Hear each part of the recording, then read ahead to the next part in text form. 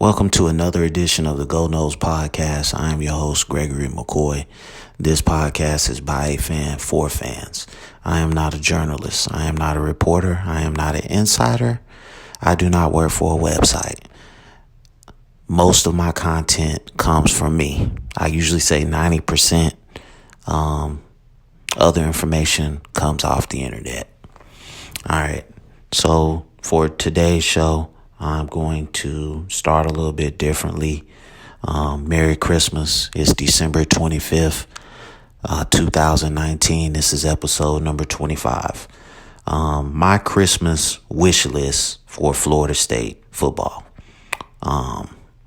Number 10. I did 1 through 10 with my Christmas list for Florida State football. Number 10, facility upgrades.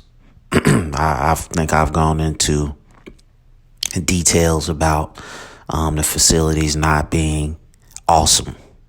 They're good, but not awesome. Stadium upgrades.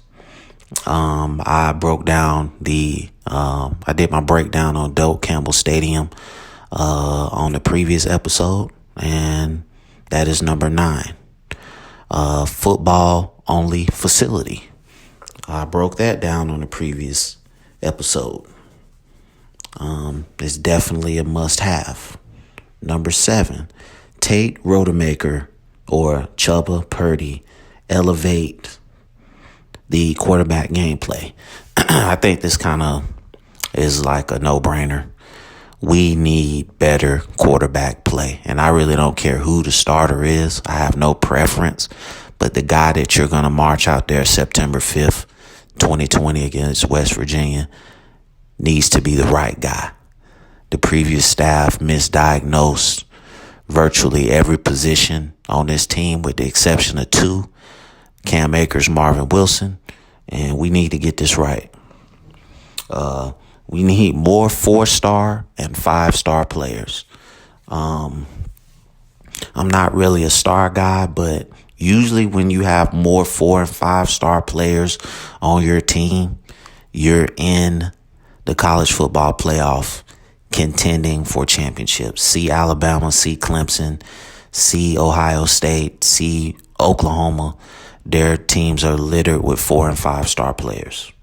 Winning attitude. We have to change or get back to what we used to be. Not really the fans, but the team. A lot of these guys on this team haven't done anything except go to the Independence Bowl and now the Sun Bowl. So somehow, some way, we have to reinstill that or reinstall that championship mindset. We need 2 dynamic running backs. When Florida State is at its best, we have 2 dynamic running backs. When our running game is really good. See Devontae Freeman, see, I forget the other guy's name. That was his running mate, the big running back. He was about 6'2", 230. I have to look him up, but you guys know who I'm talking about. We need a more potent running game. Competent coaching. I think we have competent coaching now. My thing is, can they get some offensive linemen in here and can they put the right players in the right spot? That's what you got to do. That's what you got to do. We need at least 2 to 4 pass rushing defensive ends.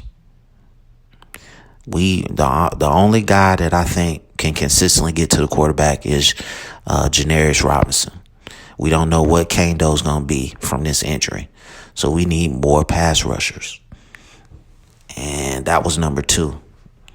Number 1, we need 4 ACC level offensive tackles.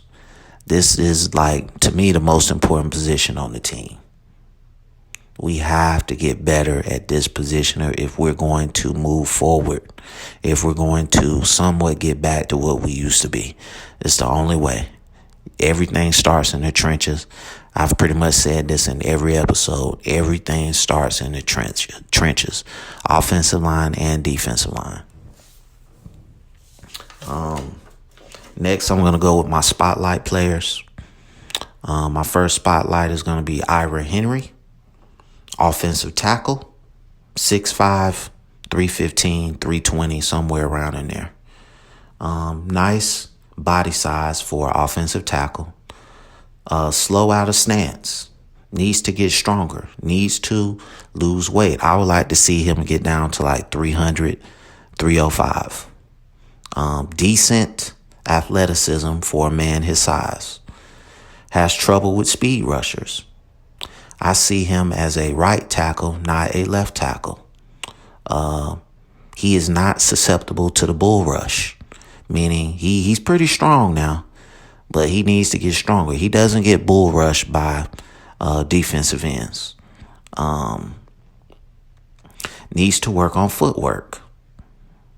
Has great potential to be a starter if max effort is put forth. My NFL comparison to him is Trent Williams for the Washington Redskins. Around the same size, same kind of ability, and same kind of potential. He has to put it all together. He needs to work on his technique. He needs to get in the film room and study these speed rushers. He needs to get out of his stance faster than what he does when he's facing speed rushers. But he could be a starter next year if he puts it all together. My next spotlighted player is going to be Kalen DeLoach, linebacker. He has defensive back skills. He's undersized for a linebacker. Needs to get up to about 225. He's about 6 foot. He's like 210. He's like 209, 210 right now from what I've read. He needs to get up to about 225 to really be an effective college linebacker. Needs to get stronger. Footwork is decent. Speed is decent. Breaks down to tackle pretty good. Reading keys needs to improve. Needs to be more aggressive in all areas. To make it to the NFL, he needs to add weight and strength considerably. My NFL comparison to him is Shaq Thompson. Same type of player. He can be the next Shaq Thompson if he puts it all together. I don't know where he'll go in the NFL draft. I don't know if he'll get drafted, but same type of player, same size, same exact, pretty much everything. So I think both of these guys will be starters next year. If the staff diagnose everything correctly, and we'll just see what happens, man. My next thing I wanted to get to is one of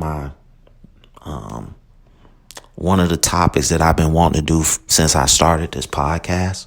And I wanted to, I know people are probably going to be upset because their guys are not number one, but hey man, it's just in my opinion. I say that at the beginning of the episode, of each episode. My top 10 best college football announcers. All right. And number 10, Mike Tirico and Doug Flutie. They do the Notre Dame football broadcast. I mean, I think they're pretty good. Tim Brando and Spencer Tillman.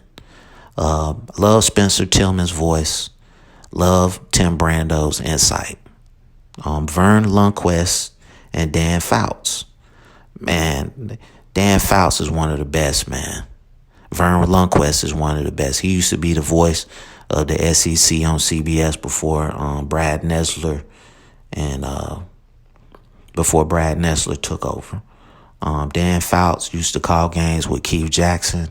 I think he called that 2006 championship game between Texas and USC. Awesome job he did there. Sean McDonough and Todd Blackledge. They don't get a lot of big time games, but when they do, like the bowl games now, the New Year's Six, they do an excellent job. I love when Todd Blackledge would go and do like the the restaurant thing. Loved it. Brent Musburger and Dick Vermeil. Back in the early 90s, mid to late 90s, this was an awesome tandem, man. I love Dick Vermeil insight when he was calling college football. Dick Enberg and Bob Trumpy. They called the 1993 national championship between Florida State and Nebraska one of the best calls on a game I've ever heard. Ron Franklin and Mike Godfrey. Back in the day, the SEC used to be on ESPN. These were your go-to guys. Two of the best to ever do it, man. Keith Jackson and Bob Greasy at number 2. Okay? Keith Jackson is a legend. And Bob Greasy did an awesome job. A lot of people going to argue that Keith Jackson and Bob Greasy should be number 1. I don't think so. My number 1 play calling tandem, announcing tandem is going to be Chris Fowler, and Kurt Herbstreit. The chemistry on air is just awesome, man. And I could listen to Fowler all day long, man. He could call badminton, and I would listen. I even listen to him when he does tennis. And I don't even like tennis.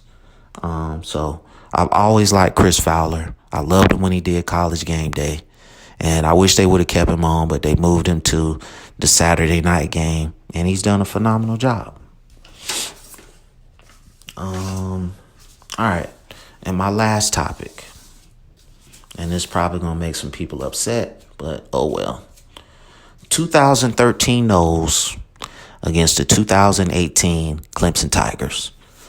And I just went by position, and I just gave a check mark to each team that I felt was superior. Quarterback.